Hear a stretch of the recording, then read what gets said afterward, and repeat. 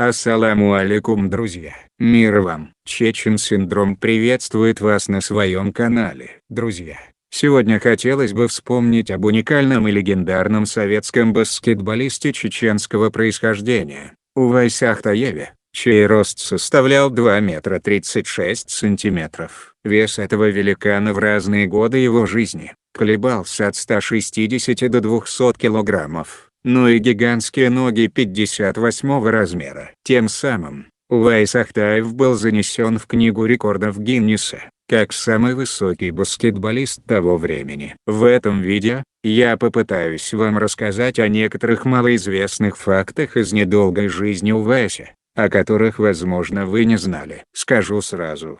Всю информацию я собирал в сети интернет, и она состоит из рассказов и воспоминаний друзей, знакомых, родственников и тренеров Увайса. Так что если в моем рассказе будут какие-либо неточности, можете поправить меня в комментариях. Буду только рад. Увайс Мажидович Ахтаев родился 26 декабря 1930 года в селе Вашендарой, Шатойского района, Чечено-Ингушская ССР. В 13-летнем возрасте он, как и все вайнахи, был депортирован с родителями в Среднюю Азию. Если в детстве Увайс был обыкновенным, ничем не выделявшимся ребенком, то в подростковом возрасте начал резко расти, и уже во время высылки был под 2 метра ростом. Ахтаевы оказались в городе Ленгере, Чымкентской области Казахстана. В длинном деревянном бараке, без окон и дверей, им отвели угол в одной из комнат. Всего их было 6 человек. Увайс,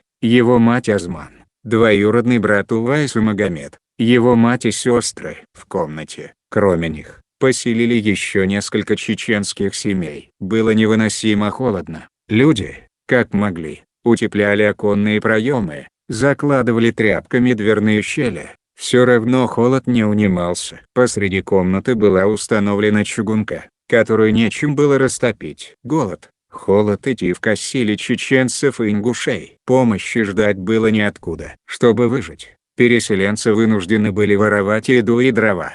Однажды Увайса, который тащил пропитанные шпалы для растопки печи, поймали милиционеры и застыли в изумлении. Юноша огромного роста и мощного телосложения тащил 4 тяжеленные шпалы, тогда как нормальный человек мог поднять только одну.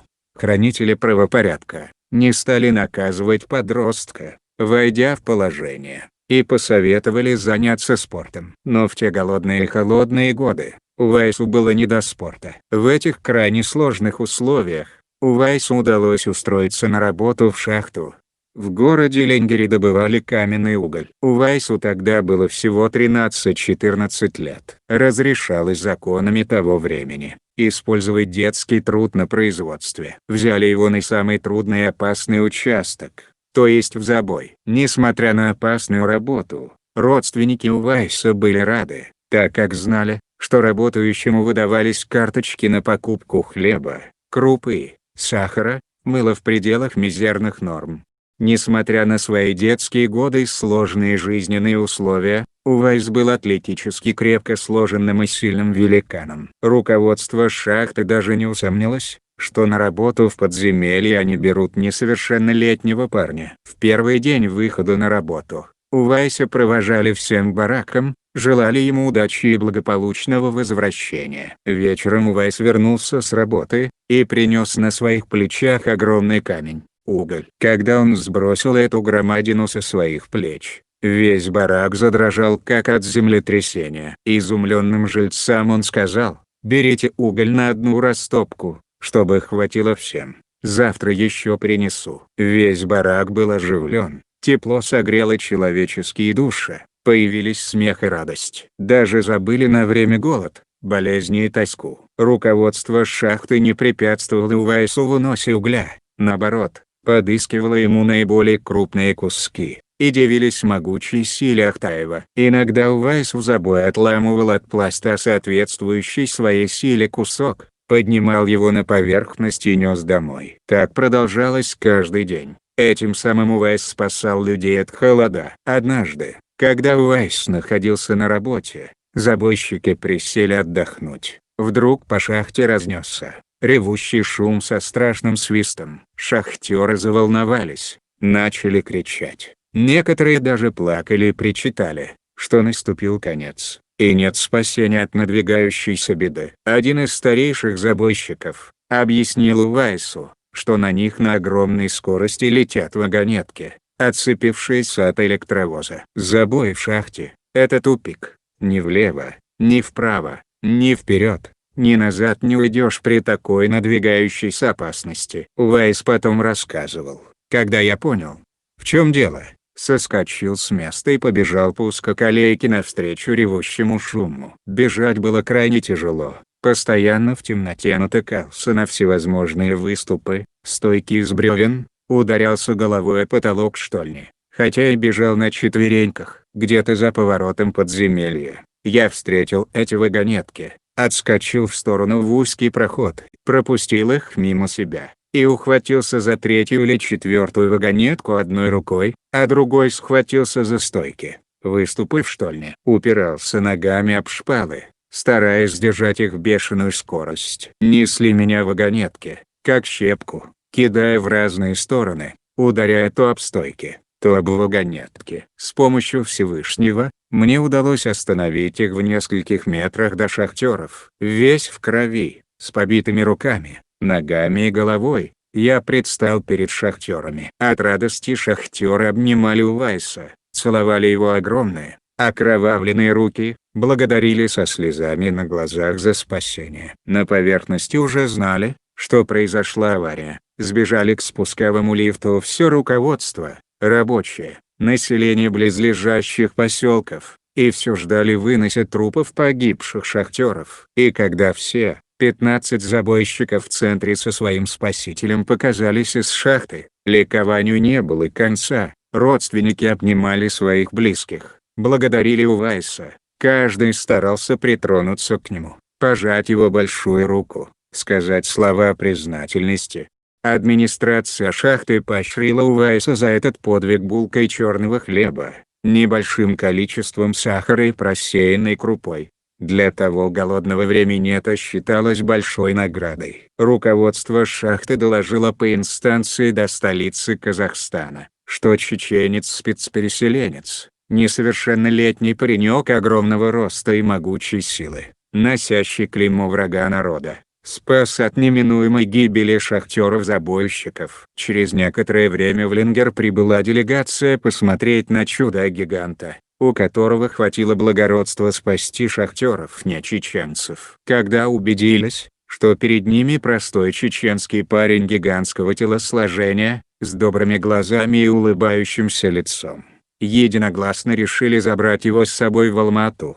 За счет шахты пошили ему обувь и одежду. Не забыли его мать. После получения разрешения от НКВД, его увезли в Алмату. Там на высоком уровне решали его судьбу. Одни предлагали использовать его в цирке на потеху людям, другие – дать возможность показать себя в спорте. За год он перепробовал множество видов спорта, такие как борьба, бокс, хоккей, толкание ядра, а также водное поло. Причем когда все игроки плавали, Увайс просто стоял ногами на дне бассейна.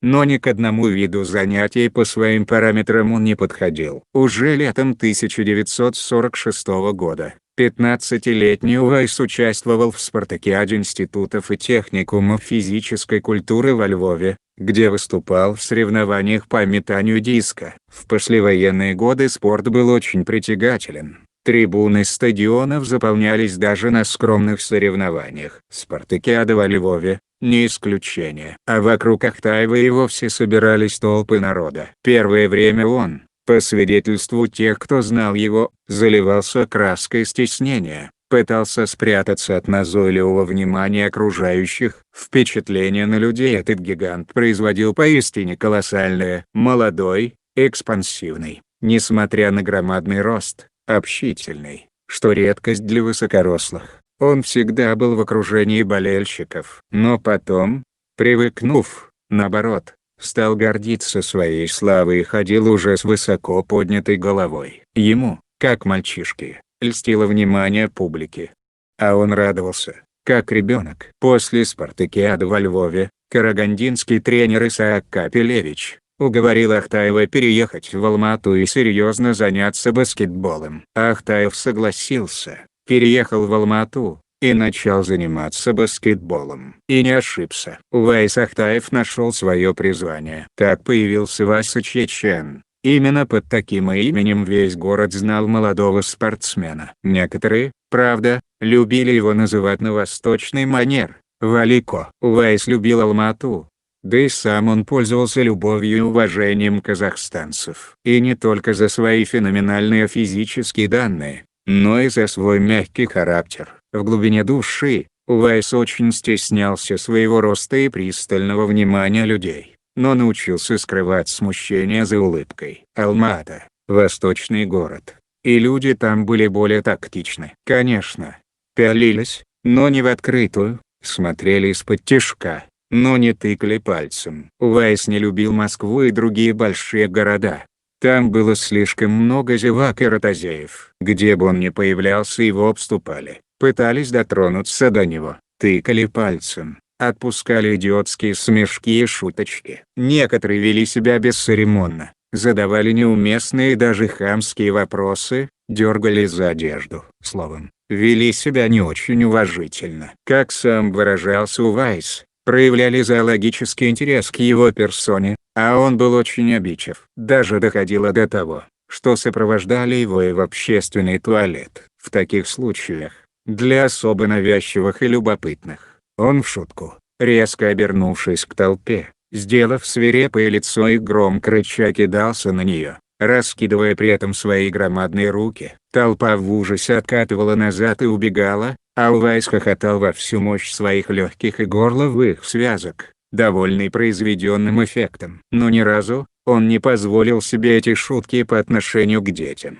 С ними он был ласков и, присев на корточки, осторожно, взяв кого-то из них на руки и подняв высоко вверх, он по-доброму им объяснял, что нельзя проявлять такое беспардонное любопытство, ведь он такой же человек, как и они. И они, смущенно улыбаясь, довольные друг другом, расходились. А потом мальчик или девочка, которых он поднимал на руках, еще долго вспоминали, как их держал на руках сам Вася Великан.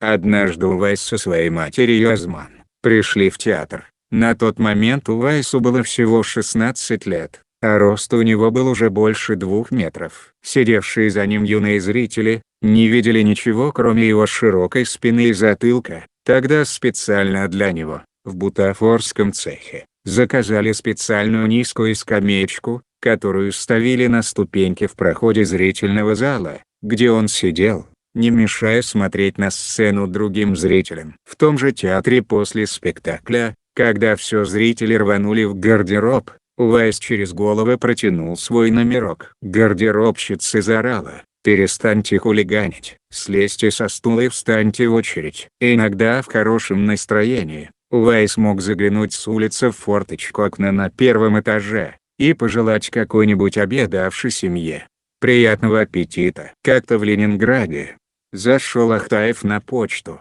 наклонился к окошку поверх очереди и попросил сотрудницу посмотреть, нет ли ему письма до востребования. «А ну-ка, мальчик, не хулигань». «Слезай оттуда», — ответила девушка, решив, что кто-то разыгрывает ее, сев на плечи друга. «Какой я вам мальчик», — обиженно сказал Увайс, пригнувшись к стеклянной перегородке. Она, бедная, чуть не свалилась со стула, увидев в оконном проеме громадную, немного вытянутую голову. Подобные истории случались довольно часто. Как-то молодой человек, стоявший рядом с Увайсом, обернулся в его сторону и чуть не упал в обморок от испуга. Потом долго приходил в себя и не мог поверить, что возвышающийся над всеми исполин — обычный человек, а не пришелец с другой планеты. Увайс как-то с друзьями обедал в одном небольшом ресторанчике, так прохожие облепили все окна. Лица громоздились одно над другим. Всем было любопытно посмотреть, сколько этот человек-гора ест и пьет. А надо сказать, что ел Увайс не так уж и много, хотя детство у него было голодное и военное. Но воду пил взахлеб, как и положено гигантам, За день выпивал около 15 литров. Одно время врачи противились такому увлечению жидкостью, но потом признали, что спортсмены-гиганты на играх и тренировках теряют очень много влаги. Поэтому их водный запас должен постоянно восполняться. Летом 1947 года 16-летний Ахтаев участвовал в той же спартакиаде институтов и техникумов физической культуры в Ленинграде, но уже в качестве баскетболиста. Играл за «Буревестник», Алма-Ата. Алма-Атинский «Буревестник» был тогда середнячком в баскетболе, несмотря на то, что там играли талантливые спортсмены, такие как Бахвалов, Нелидов, Платонов, Джинбаев и другие. И все же «Буревестник» находился в нижней части турнирной таблицы всесоюзных соревнований. Но с появлением в 1947 году на баскетбольной площадке Ахтаева, выиграть у алматинцев стало очень проблематично. В те годы обычный рост баскетболистов не превышал 190 сантиметров. Поэтому многие спортивные газеты писали об Ахтаеве несколько пренебрежительно.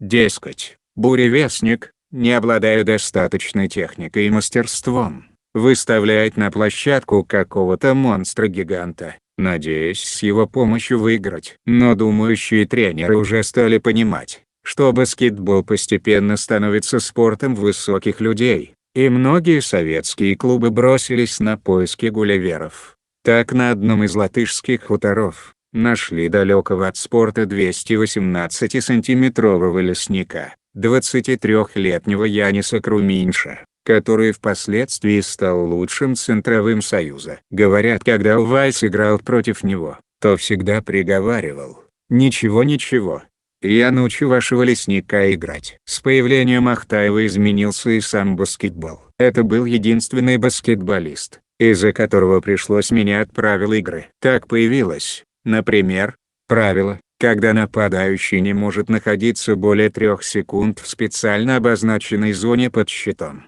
Майкла Джордана считают лучшим баскетболистом в мире. В каждом матче ему удавалось добывать для своей команды до 55 очков. Это 50% попаданий за игру. Но мало кто знает, что в действительности рекорд в личном итоге принадлежит Увайсу Ахтаеву, который имел в среднем до 70% попаданий в каждом матче. За более чем вековую историю баскетбола никто не сумел повторить его достижения. Сравнение с американцем кому-то может показаться не совсем корректным, даже неуместным. Ахтаев участвовал только в первенствах страны, ни разу не играл за сборную. И вообще, профессионалы НБА, которую называют Суперлигой, всегда были круче. Однако стоит напомнить, что советский баскетбол являлся тогда одним из сильнейших в мире. Именно русская сборная стала главным соперником США на протяжении нескольких десятилетий. Достаточно сказать,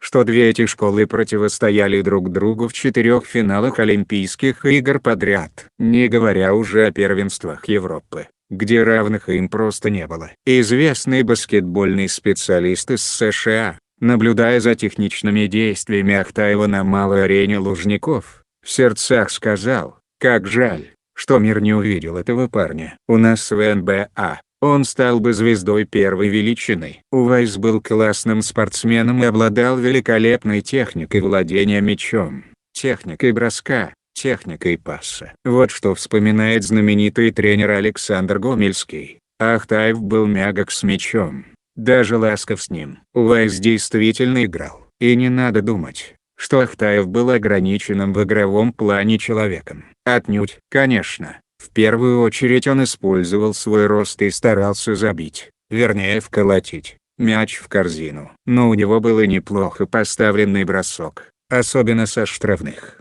Прекрасно играл в защите, ставя такую крышу, что выбраться из-под нее было неимоверно трудно. Это был умный, смышленый игрок, любящий, чувствовавший и понимающий баскетбол.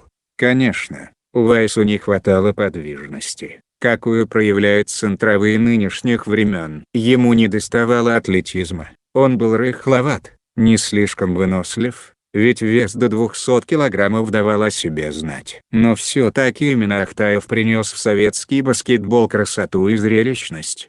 Сегодня любой игрок НБА может забить мяч в корзину сверху. А в те далекие годы, когда Уайс просто вколачивал мяч в кольцо, это вызывало бурю оваций. Такой эффектный и любимый зрителями прием, так называемый слэм-данк, тогда мог продемонстрировать только Ахтаев. Или его знаменитый длинный пас через всю площадку. В Союзе это тоже было впервые. Мяч, кажущийся маленьким шариком в руках Ахтаева, пушечным ядром проносился через всю площадку и попадал к партнеру, уже занявшему удобное место под щитом противника. Естественно, игра алматинского буревестника вызывала огромный интерес у зрителей. На матчи приходили толпы народа. В Казахстане, где баскетбол раньше не очень жаловали, с появлением Увайса Ахтаева и Арменака Алачачяна стал популярнейшим видом спорта. Именно Увайс и Арменак сделали буревестник одним из лучших клубов Советского Союза. Ахтаев был в команде не просто капитаном и центровым. Он был стержнем, душой буревестника. Увайс проявлял трогательную заботу о молодых, искал способных игроков, опекал их, поддерживал. Именно он привел в клуб Валерия Платонова, который мальчишкой таскал за спортсменами мячи, а затем сам стал известным баскетболистом. Кстати, именно Увайс перетащил в Алмату в том числе и Арменака Алачачяна, у которого были проблемы с руководством ереванского клуба. Арменак вспоминал: он, собираясь ехать в Алмату и желая известить Ахтаева о своем приезде, оказался в затруднительном положении, ибо не знал, куда давать телеграмму. Адреса Ахтаева у него не было. И тогда Алачачян решил послать телеграмму, не указывая адрес, Алмата, Ахтаеву. И популярность Увайса была настолько велика, что телеграмма до него дошла. Более известного человека в Казахстане в те годы просто не существовало. Улыбающийся Ахтаев радостно встречал Алачачяна на перроне Алматинского вокзала. Вообще, надо сказать, что Увайс с Арменаком были не только хорошими товарищами по команде, но и очень хорошими друзьями. Вот что вспоминает один из участников спартакиады тех времен. В 1956 году казахстанская делегация ехала в поезде из Алматы в Москву, а тогда наши спортсмены добирались до столицы СССР более 3 дней. Если кто-то из ребят оказывался в соседнем вагоне, он обязательно докладывал, чем занимается Ахтаев. Увайс ехал в купе вдвоем со своим другом Арменаком Алачачаном. Третьего пассажира, не говоря уже о четвертом, и при желании поместить в купе было невозможно. И это при том, что сам Арменак был низкорослым, а в паре с гигантом Увайсом вообще смотрелся как пигмей. Их отношения были удивительно трогательными. Арменак бережно и терпеливо охранял покой Увайса и оберегал его от излишне трудных минут поездной жизни. Увайсу было тяжелее всех в этой нескончаемой желтой степи. В этом игрушечном поезде Арменак усаживал его на нижнюю полку, стараясь поудобнее подложить подушку, заставлял вытянуть ноги вверх и упереться ими где-то в багажном проеме, и принимался энергично массировать их, приговаривая: «Терпи, мы с тобой горцы». Увайс был благодарно привязан к Арменаку. Их питание было организовано в вагоне-ресторане. Увайс только однажды сумел добраться до него в сопровождении Арменака и попытался устроиться за столик. Получилось плохо. Ему надо было тянуть ложку с супом от стола до рта, а вагон, как пьяный, гулял по переездам. Увайс, как грудничок в детском саду, облил майку, трико, и рассердился. После этого неудачного посещения вагона-ресторана, Арменак заботился о его питании в купе. Сам Увайс любил овечий сыр, который продавали на станциях казашки, и Арменак старался иметь его в запасе, как и лимонад, крем-соду и просто кипяченую воду. Большое тело Ахтаева требовало много влаги. Увайс плохо переносил зной. Он не говорил ни слова по этому поводу, обмахиваясь и обтирая себя влажными вафельными полотенцами, которые Арменак то и дело бегал смачивать в туалет. Юра Венгеровский, впоследствии знаменитый волейболист, пересказывал якобы случайно услышанный им разговор между Увайсом и Арменаком. «Ну почему я такой родился?» — говорил Увайс, на что Арменак отвечал: «Значит, Так надо было Всевышнему. Давай, ложись, ноги вверх.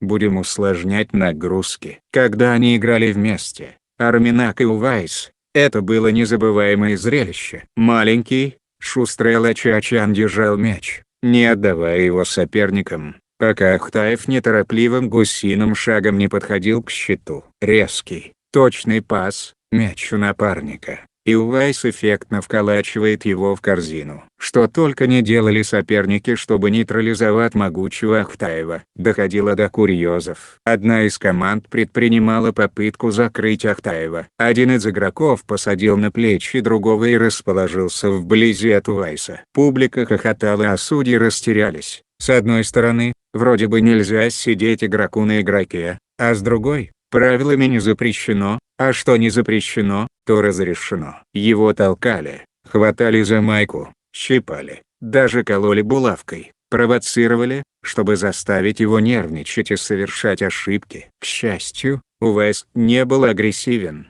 как и все гиганты. Играл деликатно, стараясь никого не задеть, избегая случайных травм. Ведь столкнуться с ним, все равно, что удариться о бетонный столб. Не очень красиво. Не по-спортивному один раз поступили ленинградские армейцы. Перед матчем в общежитие, где размещались игроки «Буревестника», пришел один из баскетболистов ленинградского клуба. Поговорили, затем армеец предложил поиграть в преферанс. Увайс был человек наивный, простодушный, при этом заводной, азартный и эмоциональный, и они специально увлекли его партией преферанса, чтобы не дать вовремя лечь спать. Исполинскому телу ведь требуется соответствующий отдых, а как выйти на площадку после бессонной ночи? Играли до 5 часов утра, а на утренний матч с Ригой Ахтаев вообще не вышел, заболел. Зато в следующей игре Увайс отомстил хитрецам ленинградцам,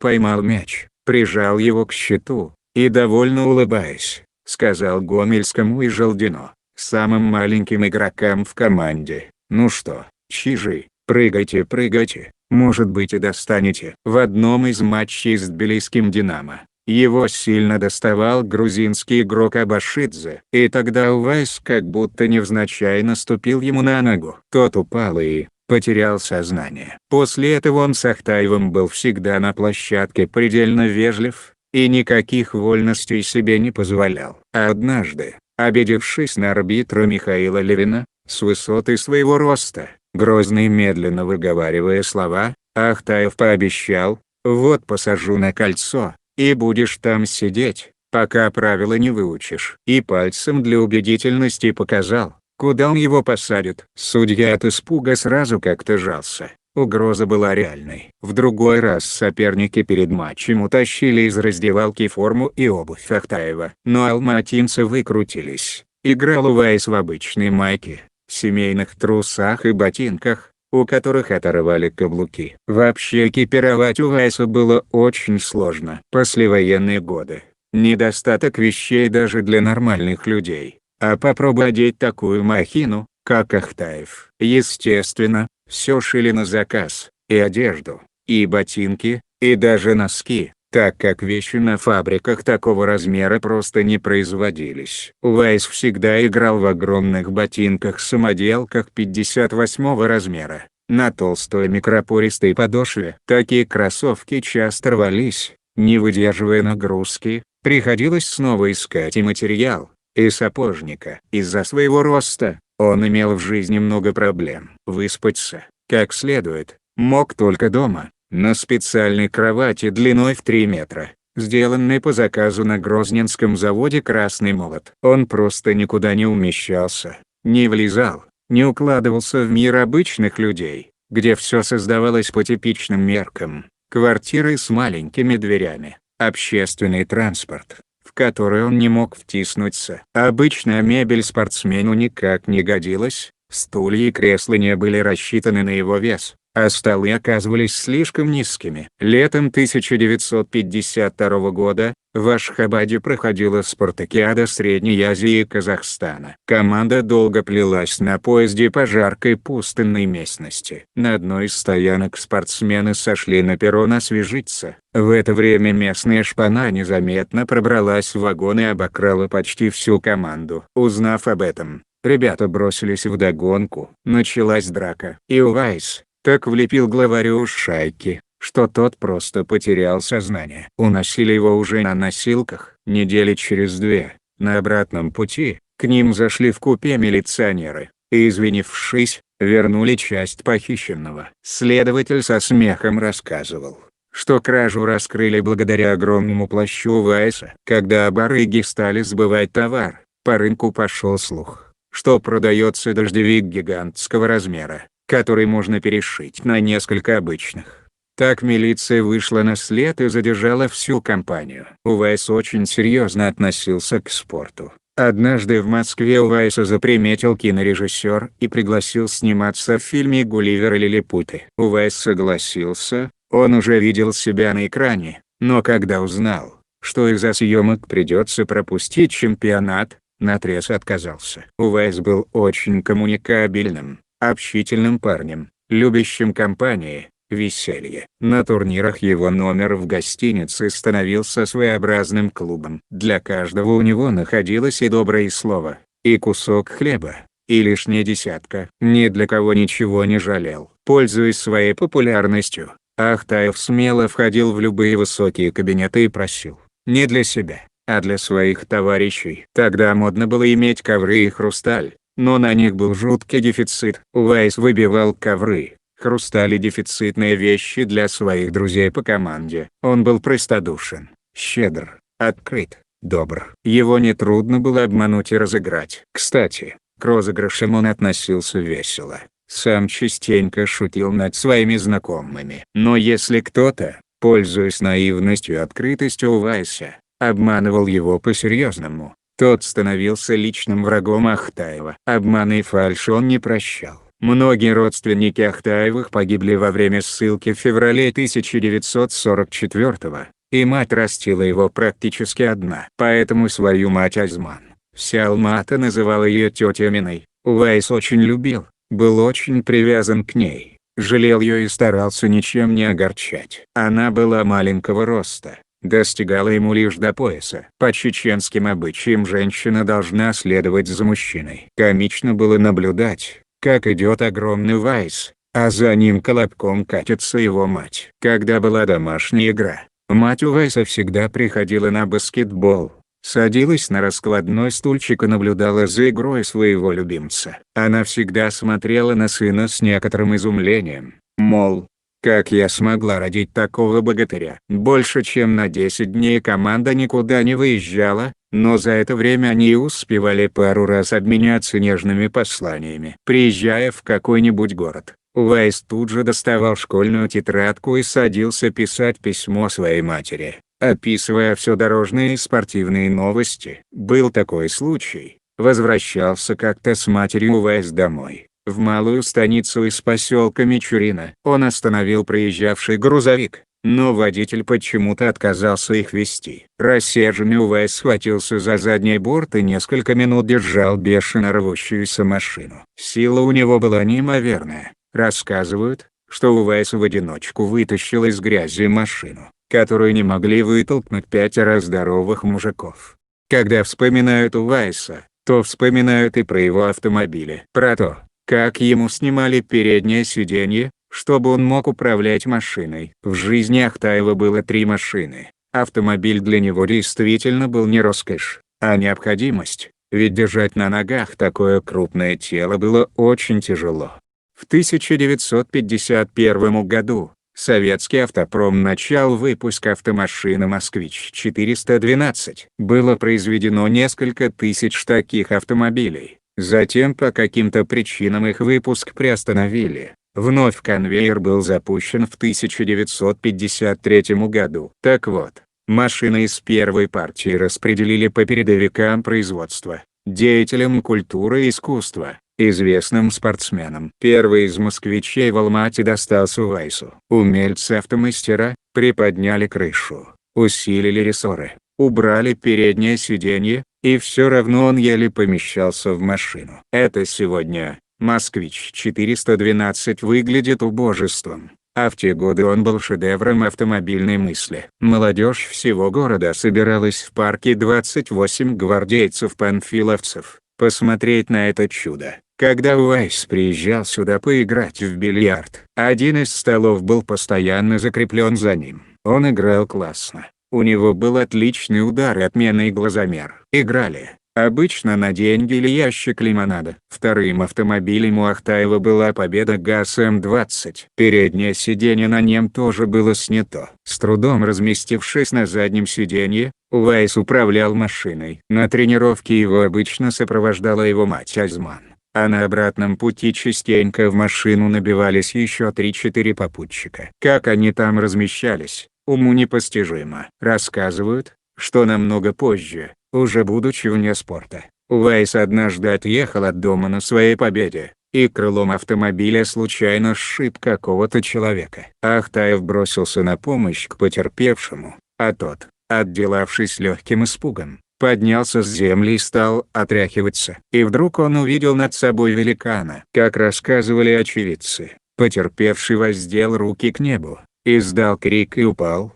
будто сраженный пулей. Как объяснил позже потерпевший, ему померещилось, что машина сбила его насмерть. Он уже на небе, и к нему подошел огромный джин. Бедолагу едва привели в чувство. Перед Олимпиадой 1952 года в Хельсинки Ахтаева включили в сборную СССР и пригласили в Москву на международные соревнования, с последующим выездом в другие страны. Увайс прибыл в Москву с матерью и начал готовиться к отъезду вместе с другими членами сборной команды СССР. Все было готово, получена спортивная форма, определено время выезда и так далее. Ахтаев вспоминал: отъезд был назначен на утро следующего дня. Мы с матерью сидели в гостинице и говорили о том, о сём, как вдруг открылась дверь, и на пороге появились два совершенно неприятных субъекта. Без всяких предисловий они предложили пройти с ними до комиссара НКВД СССР Лаврентия Берия. Берия был инициатором и организатором депортации чеченцев в 1944 году. Не без его ведома уничтожались чеченские старики,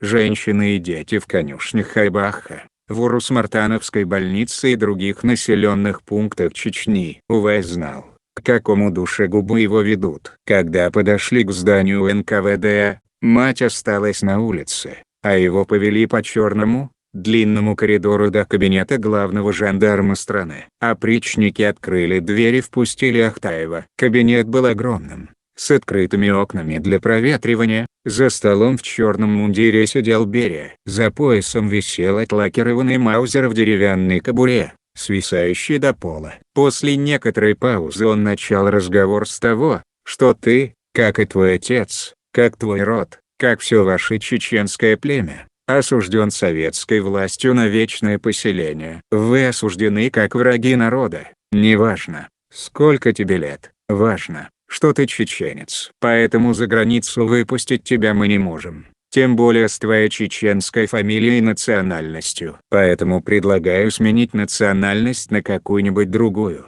и поменять фамилию на Капелевич, то есть взять фамилию своего тренера. В этом случае тебя ждут участие в Олимпиадах, карьера в работе и благословение власти. Паспорт тебе выдадут сейчас же, и ты беспрепятственно уедешь с командой. Увайс, недолго думая, отпарировал: если все это достается путем предательства, то ничего мне не надо. Фамилия моя, данная моими родителями, мне нравится, а национальность у меня от Всевышнего. Не то, ни другое менять я не буду. Если я нужен стране таким, какой есть, я готов, не жалея сил и здоровья, достигать спортивных высот на любом уровне. Не успел я все это высказать, рассказывал Увайс, как ужаленный змеей. Он соскочил со стула, весь потный, с пеной у рта, выхватил маузер из кобуры и приставил к моему телу, приговаривая: как ты смеешь противоречить мне?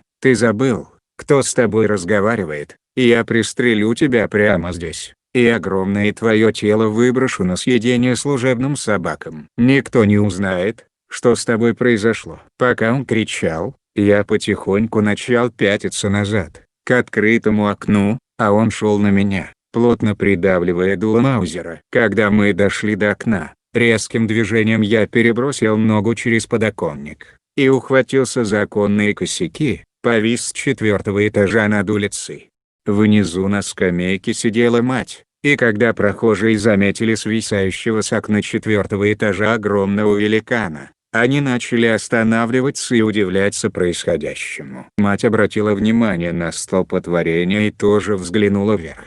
Какое же у нее было чувство, когда она увидела своего сына, готового вот-вот сорваться с окна. Мать завопила, закричала: «Что ты делаешь, сынок? Упадешь, разобьешься». Не знала она, что озверевший чекист стоит за тем же окном, готовый предать его смерти. За секунду вокруг здания НКВД собралась многочисленная толпа. Образовалась огромная пробка машин. Начались волнения. Вокруг матери собрались люди и что-то выкрикивали, смотря наверх. Только тогда душегуб взглянул вниз, сразу встрепенулся и отскочил от окна, чтобы народ не увидел его. Отойдя в центр кабинета, он вскричал: «Слезь с подоконника, мальчишка! Вон из моего кабинета! Чтобы ноги твои не было здесь!» — кричал он вслед. Я в несколько шагов быстро вышел из кабинета и прикрыл за собой дверь. Не раз пересказывал Увайс. Иду по коридору, не осознавая, что произошло. Где-то в середине коридора открылась дверь и вышел навстречу маршал Семен Михайлович Буденный и завел меня к себе в кабинет. Он поздоровался и предложил сесть, а затем подошел и обнял. Говорил, что Лаврентий у нас шубутной, со странностями, не обижайся, все кончилось хорошо, хотя знал, что чисто по случайности я остался жив.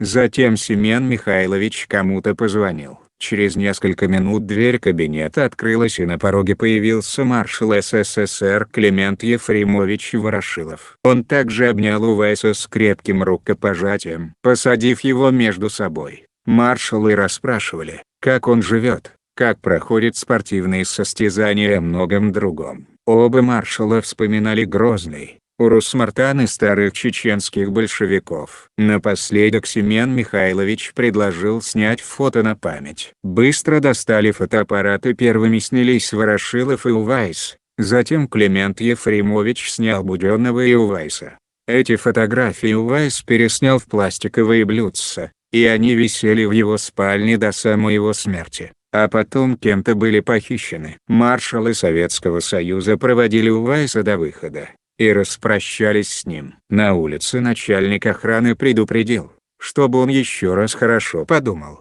и до утра нужно дать ответ. Здесь же он нашел свою плачущую мать, и вместе с ней, в сопровождении тех же мрачных лиц, был доставлен обратно в гостиницу. Ясное дело, надо соглашаться, или его ожидает печальная участь. На этот счет не оставалось никаких иллюзий. Ночью он не сомкнул глаз, а утренним рейсом улетел в Алмату и сразу же отправился в республиканский тубдиспансер, где друзья-врачи госпитализировали его, поместив в отдельный бокс. Иначе могли арестовать за то, что проигнорировал приказ наркома. Да еще сбежал из Москвы без разрешения. Судя по всему, этот шаг ему прощать не собирались. На следующий день к ним домой заявились сотрудники Алма-Атинского НКВД. Увайс просто опередил их, отправившись в клинику прямо из аэропорта. Пинкертоны иногда захаживали к врачам, будто бы проверяя состояние здоровья Ахтаева. На самом деле пытались выяснить, не затягивают ли тут процесс лечения преднамеренно, зная, что после выхода его ждет тюрьма. Однако доктора каждый раз придумывали новые, совершенно экзотические версии. Якобы в организме гиганта обнаружена редкая инфекция, крайне опасная для обычных людей. И все время продлевали бюллетень. Медики, конечно, рисковали не только карьерой, но и своей жизнью. За подобную самодеятельность их самих могли сослать куда-нибудь в Магадан. В закрытой карантинной зоне Увайс провел 3-4 месяца, и вышел только после ареста Берии. Так он сам рассказывал. Согласись сменить фамилию, наверное, смог бы участвовать в Олимпийских играх, различных чемпионатах вместе со сборной. И его узнал бы весь мир. Но сама постановка, что рассчитывать на выезд он может только после смены паспортных данных, казалась ему унизительной. «Почему я должен отказаться от своего отца?» — возмущался Вайс. «Почему других не заставляют менять национальность?» Конечно, решение избежать от Берии тогда, в Москве, он принял самостоятельно, ни с кем не советуясь, но абсолютно все были уверены, что поступил правильно. Пусть в ущерб профессиональной карьере, в ущерб своему будущему. Даже перед страхом ареста и возможной гибели у высланных народов была другая мораль, другая этика поведения и поступков. Самое главное, и мать его в этом поддерживала: не надо ничего менять. Мы родились чеченцами, и умрем чеченцами. Бунтовала эта милейшая женщина. Правильно сделал, что сбежал. С того времени у Ахтаева изменились взаимоотношения с руководством команды не в лучшую сторону. Под надуманными предлогами его отстраняли от серьезных игр. Пресс политического давления чувствовался во всем. Пережитый тогда стресс, бесконечное ожидание ареста, тревога за свою жизнь, за жизнь близких, подорвали его могучее здоровье. Конечно, свою роль сыграли переживания за результаты матчей. Ведь от него в основном зависело, как выступит команда. Если не складывалась игра, он считал себя единственным виновником. В те же годы он и женился. До этого Увайс долго не мог найти себе подругу. В то время в народе ходила молва, что, мол, Увайсу сосватали узбекскую спортсменку, самую высокую баскетболистку того времени, Равилю Салимову, чей рост составлял 2 метра. Но это оказалось неправдой. В итоге, его мать и родственники подсуетились, и откуда-то привезли пухленькую, небольшого роста симпатичную девушку по имени Тамара. Она то и стала верной спутницей Увайса до конца жизни. «Идея нашего знакомства принадлежала нашим матерям», — рассказывала Тамара. «Нас познакомили в 1956 году, когда мне было 22 года. Увайс приехал свататься ко мне из соседней области. Он в то время уже был не только известным в области, но и знаменитым спортсменом во всей Казахской ССР. Я, конечно, слышала о нем, но и в мыслях даже не могла себе представить, что он настолько высокий. Увидев его, я чуть не потеряла сознание. Такой он был огромный, чуть ли не в 2 раза выше меня. Непривычно громкий, раскатистый голос, а глаза очень добрые и немного печальные. В 1957 году у гиганта обнаружился диабет, а вскоре он заболел и воспалением легких. Могучий организм с трудом, но победил эти болезни. Однако играть врачи Увайсу запретили. Между тем ему не исполнилось и 27 лет. В 1959 году он уже не играл, но приехал в Москву на 2-ю спартакиаду народов СССР. Ходил он уже с тростью, смотрел матч за матчем, а потом с тоской сказал своему другу Алачу Ачану, игравшему тогда за сборную Москвы: «Я еще вернусь в баскетбол, Арминак, обязательно вернусь». Но это были только мечты. Он иногда выступал в качестве баскетбольного арбитра, работал преподавателем в физкультурном техникуме, но в большой спорт уже не вернулся. В 1961 году, будучи в Алмате по государственным делам, Гайрбеков Муслим Гайрбекович, председатель Совета министров ЧАСР, навестил больного Ахтаева и предложил ему вернуться на родину. Предложение было принято и в 1962 году.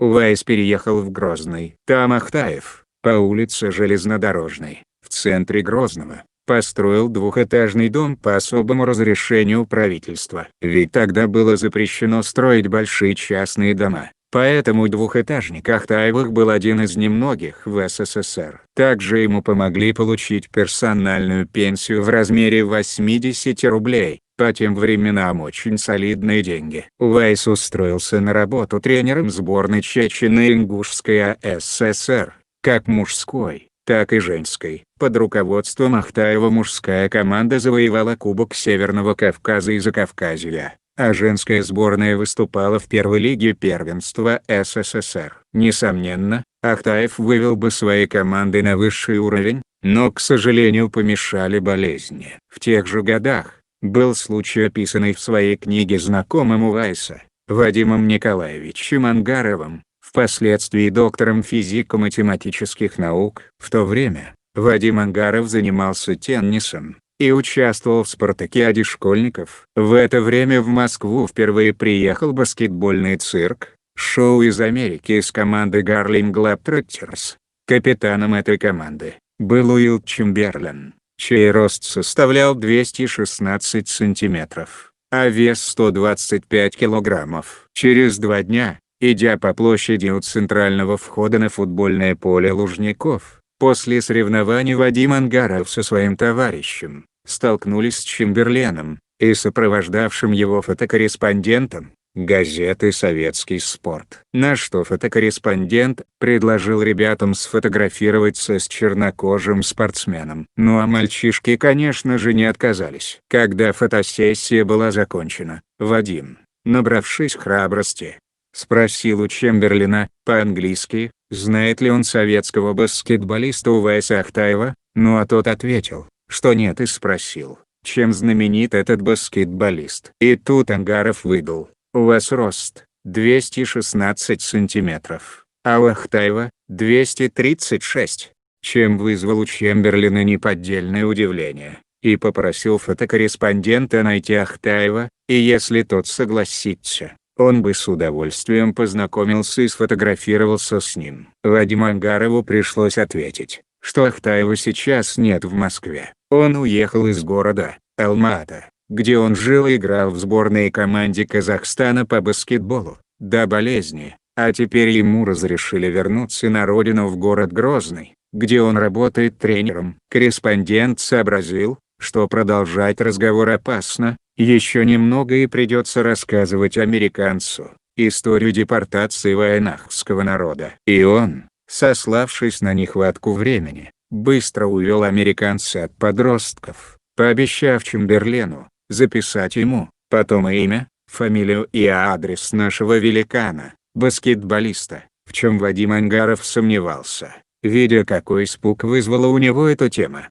В 1964 году Ахтаеву выделили автомобиль ГАЗ-21. Машину он получал прямо на самом Горьковском автозаводе. Но он при всем желании не мог даже сесть за руль, не говоря уже о том, чтобы ездить. Это была обычная машина, рассчитанная на обыкновенного человека, и Тамаре поневоле пришлось стать личным водителем своего мужа. Навыков вождения у Тамары не было, и буквально за несколько дней их друзья показали элементарные правила вождения: как заводить, трогаться с места и по какой стороне двигаться. Тамара училась чуть ли не на ходу. Сегодня сплошь и рядом можно видеть за рулем женщин, но в те времена это было в диковинку. Когда Ахтаевы приехали на завод, удивлению людей не было предела. Рабочие смотрели на Увайса, который возвышался над всеми, как на пришельца с другой планеты. При этом он очень смущался, так и не привык к повышенному вниманию к себе. Директор ГАЗа доброжелательно встретил их, предложил выбрать любую машину по вкусу. Им понравилась светлого цвета, которая находилась где-то в середине огромной парковки. Директор распорядился, чтобы ее выгнали. Подъехал кран, поднял машину и опустил буквально перед ними. Провожали их как самых дорогих гостей. В заводоуправлении Увайсу подарили на память красивую эмблему, марку ГАЗа. Тамара села за руль, и они потихоньку тронулись. Увайс подсказывал, что делать, а сам устроился на заднем сиденье, вытянув ноги почти до самой доски приборов. Через 2 суток они благополучно добрались домой. Своих детей у Увайса и Тамары не было, и они взяли на воспитание малыша. Это случилось в начале 70-х. Однажды из железнодорожной милиции им сообщили, что на платформе найден брошенный кем-то младенец. В отделении просто не знали, что с ним делать. Тамара бросилась на вокзал и, уговорив начальника милиции Мухтара Вагапова, забрала голодного и продрогшего малыша. Конечно, был риск и для самого офицера, и для Ахтаевых. Усыновление без официальных документов, особенно по тем временам, считалось чуть ли не криминалом. Однако бегать с плачущим малышом по инстанциям никто не стал. Родительское счастье длилось недолго. Какой-то доброжелатель сообщил куда следует, и спустя несколько дней нагрянула внушительная комиссия.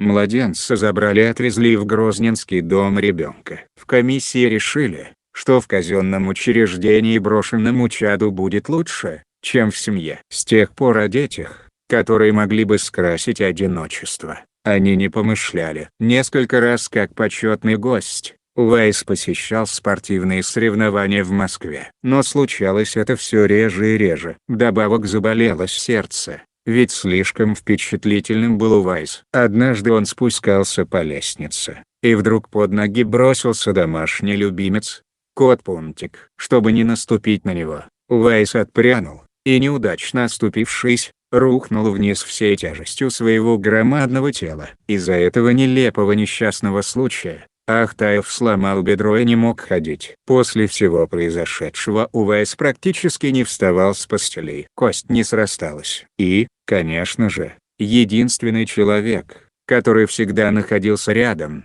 это его жена Тамара. Конечно же, рядом были хорошие и верные друзья: Кюрам Мусаев, Ваха Исимбаев, братья Чингис и Тамерлан Ашаевы, Кюра Батаев, Ваха Шайпов и другие. Знаменитый Махмуд Эсамбаев привозил к Увайсу известного врача, Гаврила Абрамовича Елизарова. Но основная тяжесть и вся забота о больном великане легли на плечи этой хрупкой женщины. И она до конца исполнила свой долг. Можно только представить, насколько тяжело было Тамаре с годами ухаживать за этим гигантом, прикованному к постели, и еще вдобавок к этому вести хозяйство в этом большом доме.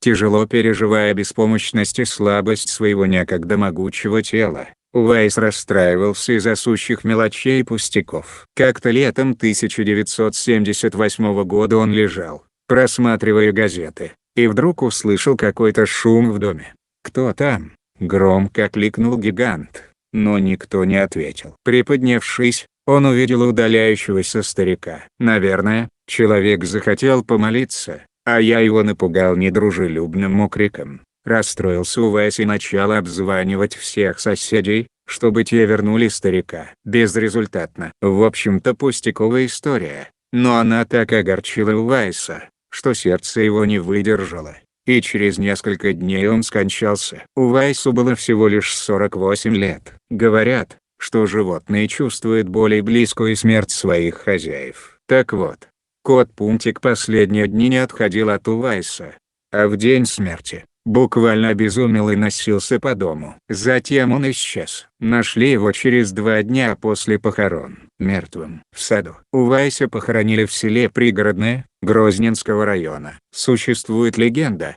что еще в молодости Увайс продал свой скелет Ленинградскому музею, но впоследствии родственники выкрали тело великана из морга. Вполне возможно, хотя это скорее похоже на шутку, которую сочинил про себя сам Ахтаев. Он был мастер на такие розыгрыши. Доподлинно известно, что Увайс, умирая, попросил, чтобы его могильный холмик был обычного размера. При жизни люди очень досаждали: «Глазей на меня, не хочу, чтобы это продолжалось и после моей смерти». Его просьбу выполнили. К сожалению, в нашей стране не сумели оценить по достоинству исключительные данные Ахтаева, развить и использовать его преимущества для командной борьбы. Напротив, во многом ограничивали его, мешали и запрещали. Дважды включали его в сборную СССР, но боялись выпускать за границу. Увайсу просто не повезло родиться в тот период истории, когда анкетные данные спортсмена представлялись чиновниками важнее всех талантов. Он не укладывался в стереотипы и правила той эпохи, в которой жил. Ярлык спецпереселенца и бдительный око НКВД не дали возможность уникальному спортсмену проявить себя в полной мере и реализовать свои выдающиеся способности. Увайс был из семьи депортированных, и власть не желала, чтобы честь страны защищал представитель наказанного народа. И мало кто задумывался о том, как влияют на его здоровье чрезмерные нагрузки, утомительные переезды по стране, и отсутствие условий для отдыха, а также пережитые тогда обиды и стресс. Возможно, считают врачи, в этом главная причина его раннего ухода с площадки и преждевременной смерти. Много лет спустя, мэтр советского баскетбола Владимир Александрович Гомельский скажет в одном из интервью: «Если бы Ахтаева пускали на международные соревнования, мы давно были бы чемпионами мира».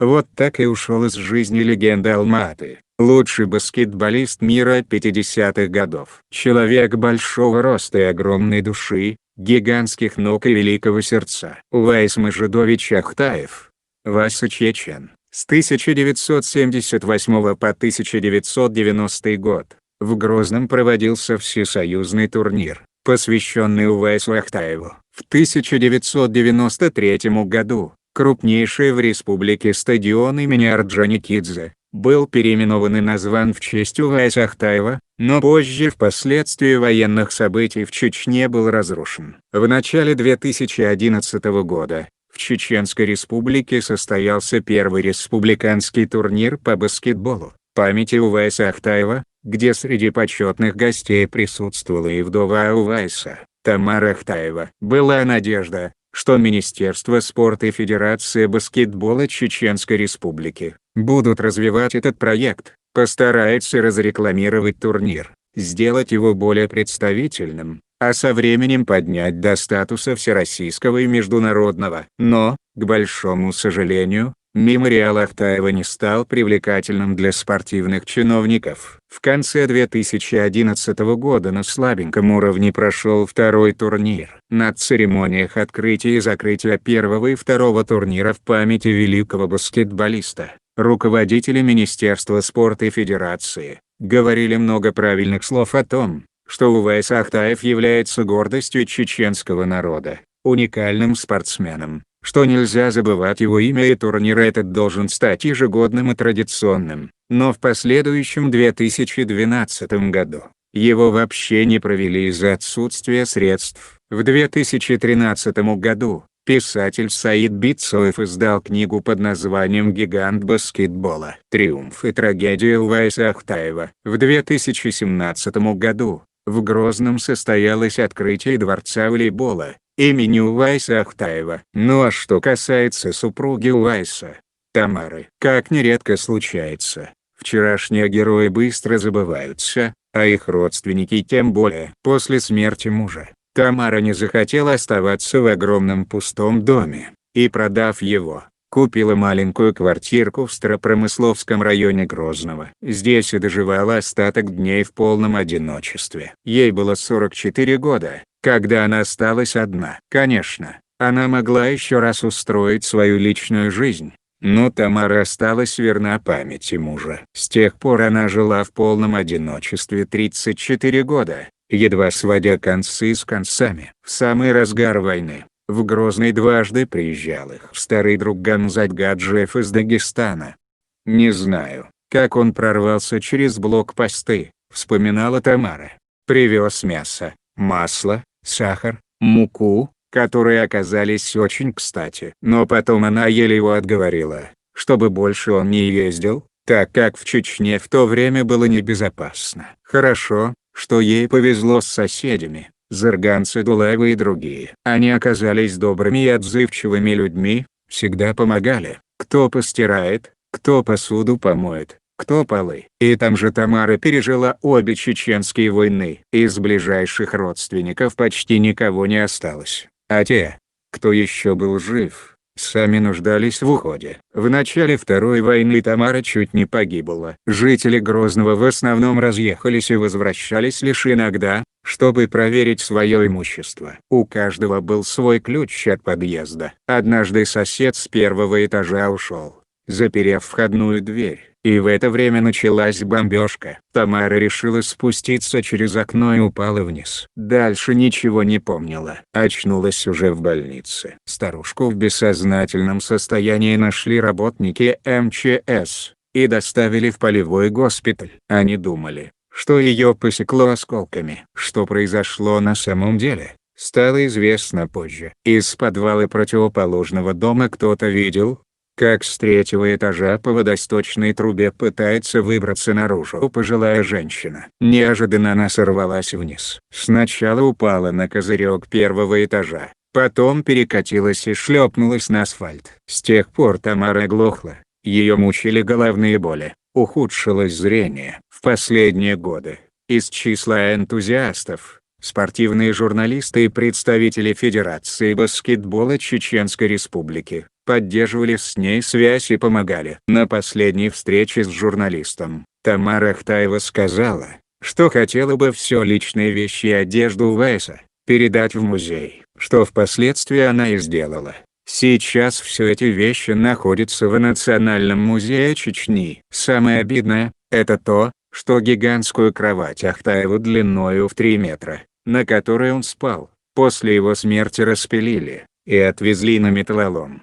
В 2013 году, на 79-м году жизни, после долгой болезни, не стало и самой Тамары. Да помилует их всех Аллах. Ну а на этом все, друзья. Если вам понравилось и было интересно, отблагодарите меня лайком. А кто все еще не подписан, просьба подписаться. С вами был Чечен Синдром. Всем мира и добра и до новых